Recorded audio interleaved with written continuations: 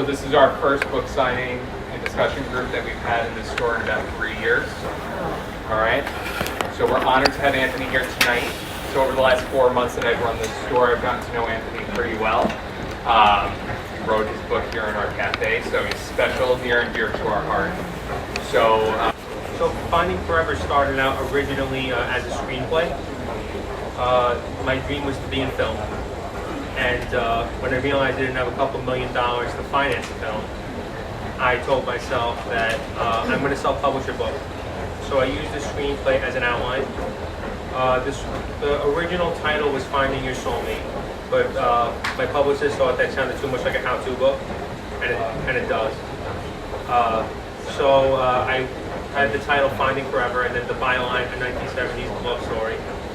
I'm 24, but I'm an old soul. I pretty much live in, I'm going to say, 1975, in like my own head. I drive a 78 Cadillac. I'm all about the era. I kind of grew up in a pop culture bubble.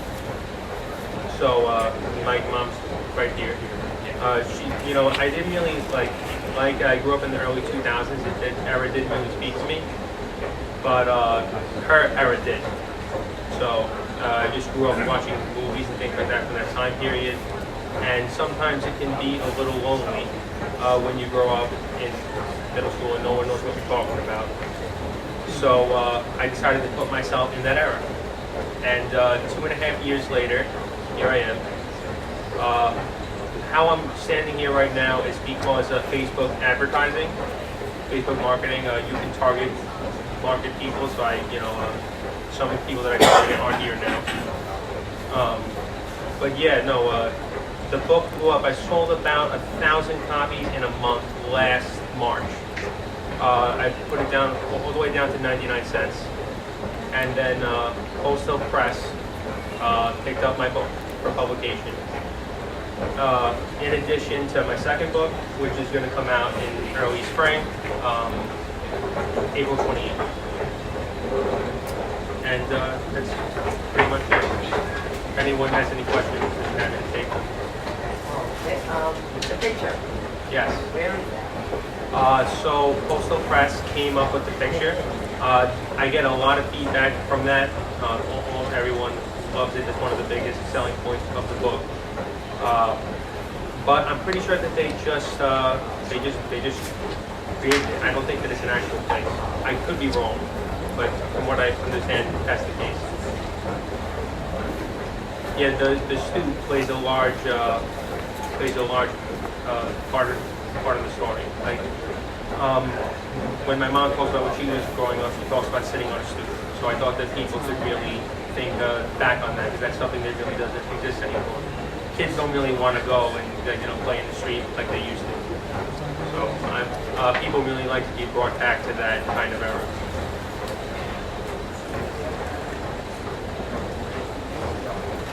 Yes? Who are some of the writers that inspired you? Some of the writers that inspired me. I like D.H. Lawrence. A lot of sometimes when I write from a woman's point of view, I thought that he has the best aspect of it. He wrote Lady Chatterley's Lover, and from all the research that I did, he captured the best frame of a woman's mindset that I could get, because I wasn't confident on me doing that on my own. Nelson DeMille, I love his sarcastic humor, and Nicholas Sparks. What advice would you give to somebody who's just starting to write? Just starting to write in general? Yeah. Write every single day. Don't be afraid to hold back. Write about your life, things that are close to you, people that mean a lot to you. And really, and I'm going to emphasize it again, don't be afraid about what people think. First of all, nobody cares. Trust me, nobody cares. Second of all, if somebody does care, they don't really have much of a life anyway. But write about what you want the world to understand about you. whether it be a life experience. And that's one thing that I will criticize myself for with Finding Forever, is that I thought I could have been a little bit more bold. I did sugarcoat some things, but I made up with that in the letter. We're all human. We all have vices. We all fall in love. So it's important to talk about those things, because when people read, they want to read. They want to see themselves. So I would definitely say, don't hold back, and don't be afraid to self-publish. It's almost impossible to get the attention of the publisher. I promise. So don't be afraid to self-publish. Don't be afraid to put money into it, and don't let anyone tell you you can't be published. I got over 25 rejections, and people yelled at me. So like, you'd be pretty surprised like how heated the people get over certain things. But never give up. This journey took me 2.5 years, and I wouldn't trade it for the world. I met a lot of great people, and the feedback from the readers is, what means the world to me the most. It's life changing.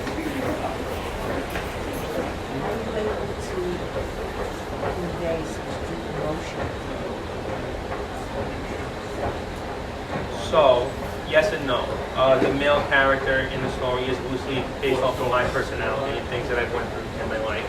And I like to use the word loosely, because sometimes people think, that's literally my life when it's not.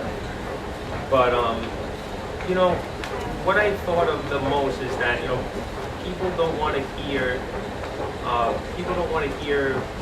just the same old stuff that every other, mainstream writer puts in his book. Tomorrow I could probably turn out something that could be, I think, like along the lines of what they think a bestseller would be. But at the end of the day, that's not real work. You know what I mean? That's me giving in to being a suit. So yeah. So I wrote right from my heart. Some things that I've experienced, things that I want to experience, unedited.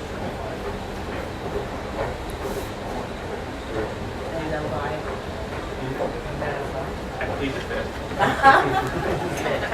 Is the letter going to be connected to the story of Finding Forever at all, or is it completely separate characters and storyline? Sure. That's a great question. I get asked that a lot. So the theme, yes, but not actually the characters. So the male character is always an Italian-American man, and the female character is always kind of like a hippie girl, and Anglo-Saxon, just two different stark sorts of personalities and cultures. I like to stick with that because that's what really speaks to people. I like to call it the Italian version of When Harry Met Sally. So, people love it. Yeah. Sorry, Yeah, sure, no. before Finding Forever started for you, were you drawn to writing in school, or just on the side, or like what was the history before the Finding Forever? I suck at writing. Okay. I'm not sugarcoating. I suck. My mom's right here. She could tell you. I was terrible at it. The one thing I did do was I journaled my whole entire life. I love to record my experiences until this very day, and it really helped my writing grow. I also started out, I had a brief career in sports journalism. I'm a big New York Giants fan, and that helped me polish my writing too. But one thing I should do more is read. I don't read enough. And it's not because I don't want to. I have a very anxious personality. So I always have to be doing something, moving, creating, and sitting there and reading a book is tough for me. But I believe anyone can write a book. And when I say anyone, I mean anyone. Everyone has a story in them. It doesn't matter the writing style, because I wrote the writing style in Finding Forever is kind of like you're reading it from like a script, which it was a script.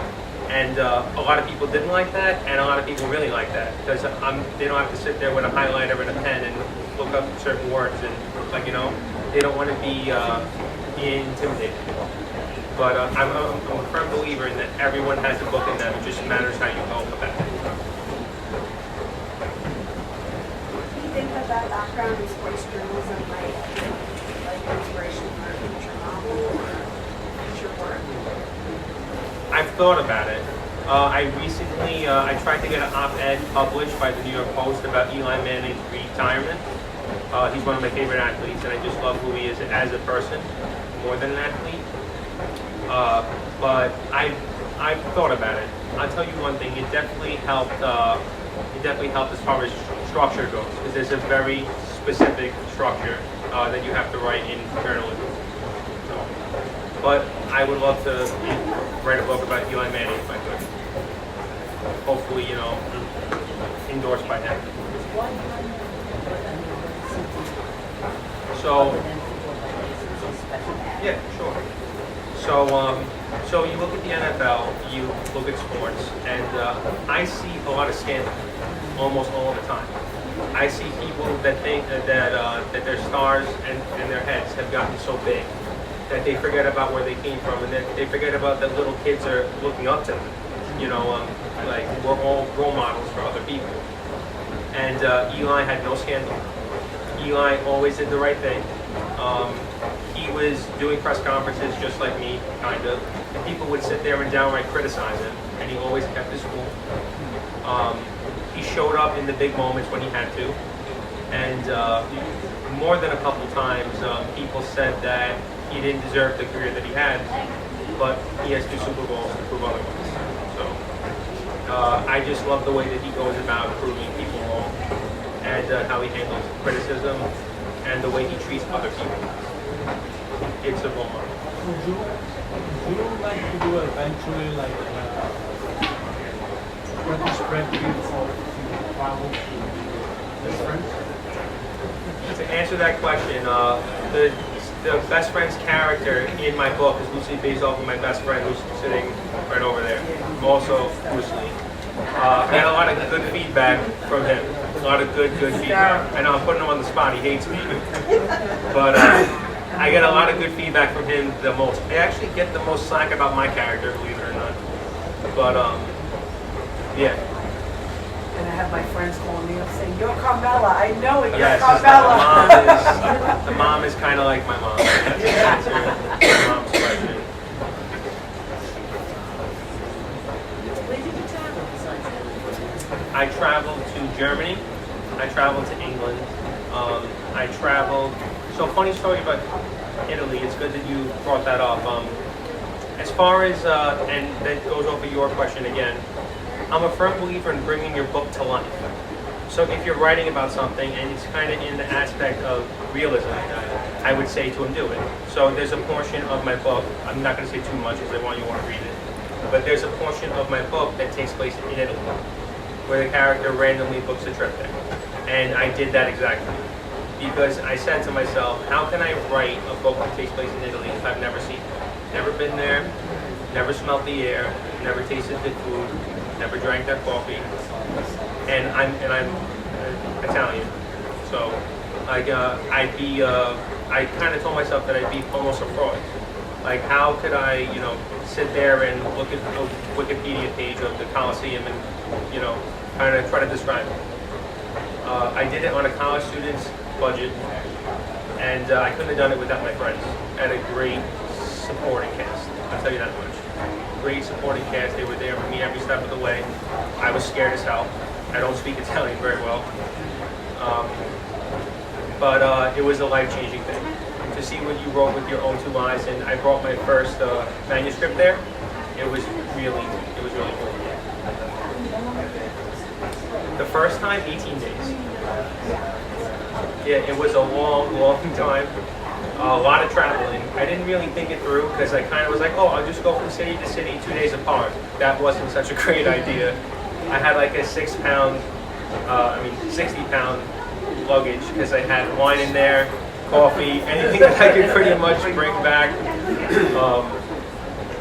I'm sure that I'm going to get flagged the next time that I go to the airport because it's